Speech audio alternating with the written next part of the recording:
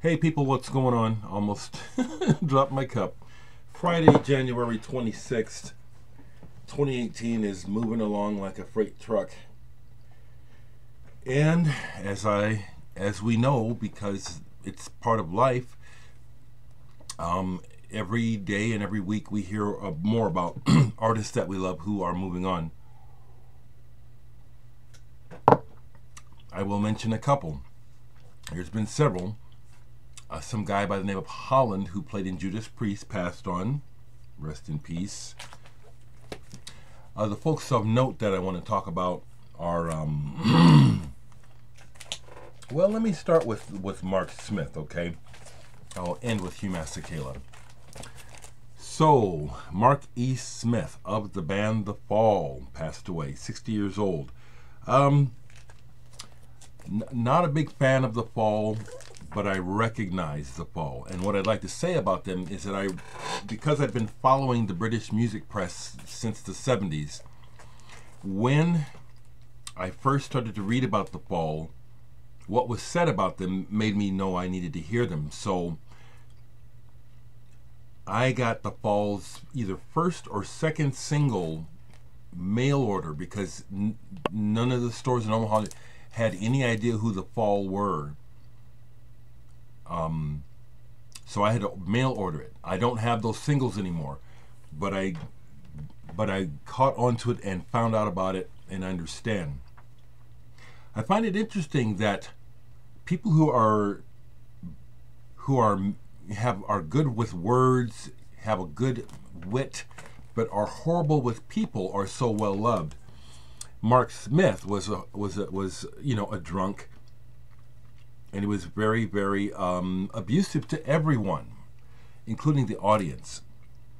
For some reason, that particular thing seems to appeal to a lot of people's idea of this making you some kind of genius or something. Maybe I'm misreading it. I don't think I am. I've just noticed throughout history that people who are really unkind and horrible to others are turned into heroes. Mark Smith is one. Now, this is the only thing I have by them in one single. This is like the A-sides and B-sides double album. I don't listen much, but when I do listen, I catch the attitude. I don't always listen to what he's saying. Boy, do I catch that attitude in his voice. The thing that I probably like the most about Mark Smith and his legacy is how he just said, I'm going to do it my way. I'm not going to do what's expected of me. And I don't, he really had the spirit of, I'm going to piss on the standards, they didn't dress punk, wore, funky looking Christmas sweaters and stuff on stage. He, kind of an anti-hero. I recognize his significance and why so many people love him. As hard as he drank, he, like a Shane MacGowan, it's amazing those guys live as long as they do. Shane MacGowan of the Pogues is still alive. Amazing. Maybe not, okay? So that's what I have to say about The Fall. I recognize his influence, and I did play this and get into it again. Mark Smith. The other person of note for me that we lost this week was Hugh Masekela, African musician, trumpeter, who, once again, I think it's worth noting that he was on the front lines of trying to bring real African culture and music into America. People like him and Odetta and Miriam Makeba, Olatunji, other names that I can't call right now, probably other people who I don't know. Many of the pioneers are never found out about. I try to find out. This, I think, is his second or third album that he made in the United States. I think this came out in like maybe '66. The Americanization of Ooga Booga. And I just really, from the very beginning of my exposure to Hugh Masekela, he's been topical. He's been socially conscious and he's put it in his music, Not Afraid, all the way through his career. I love him for that. This album came out in 1969 after he had his big hit, Grazing in the Grass, Masekela. And this album starts off really fantastic. It starts off with a track called Mace and Grenades, where he is talking about violence against people in the streets. And what is that about? Why are my people being killed? For what? Why? And to this day, it goes on. Of note, this record. Interesting record, okay? On the Uni label. On the B side, on compact discs in the early days of CDs, people would do things like put on hidden tracks where the last song ends, but there's like a minute or 2 or 3 minutes of silence, and then all of a sudden the music comes back as a hidden track. Here, can you see it? After the run-out groove, there's a separate groove towards the label, and it's another piece of music. It's a jam on the song Grazing in the Grass.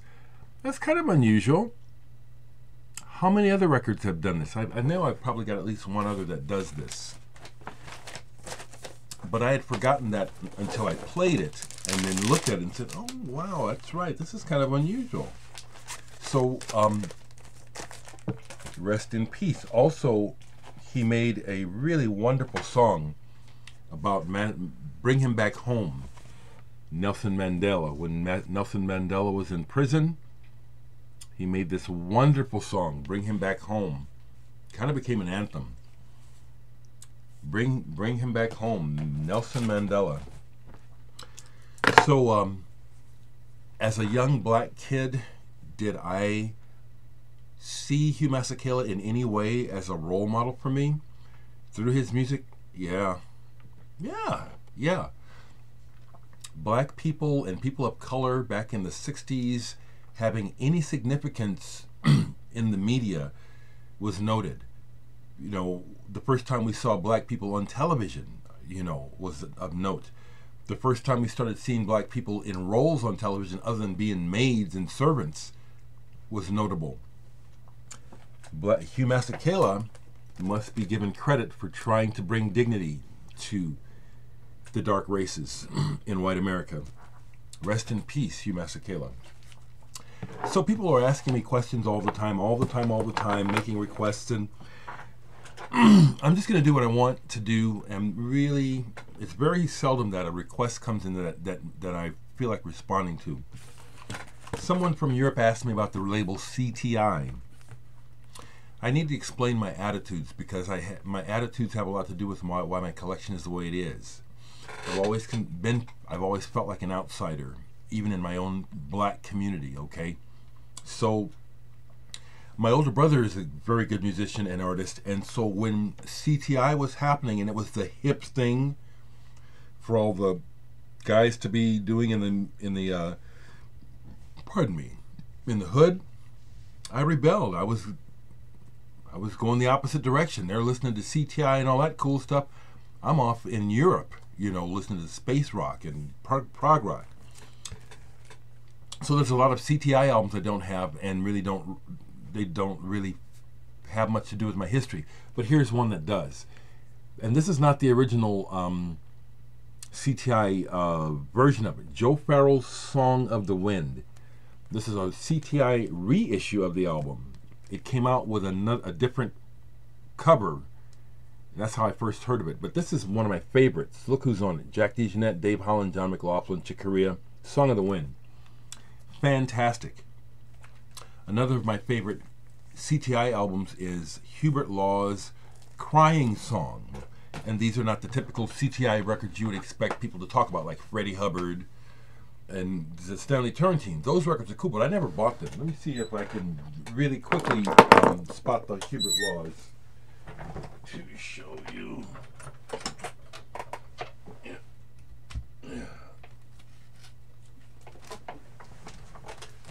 Yeah, this is one of my favorite CTI albums.